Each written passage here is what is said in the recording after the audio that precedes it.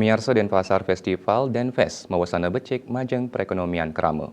Lianan punika taler ngewawahin kewentanan luwu selami pemargi Denfest utamanya ni luwu bungkus ajengan.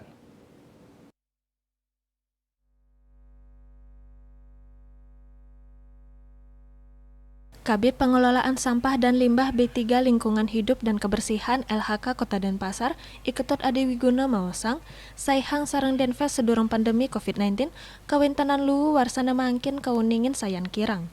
Kana ninucap sangkaning wesanan pangrauh sasih sabeh. Sane ngawinang pengunjung akeh sane numbah sajengan terkebak teu kejeroan. Ring pemargi Denfest warsane mangkin, luwu sane kaasilang arahina kantos 6 truk. Asiki truk kantos ngangkut siki 5 ton luwu. Yening ketureksain selami 5 hari, mejantan katah kawentanan luwu kantos setiman ton. Luwu punika mencampur luwu organik saha non-organik.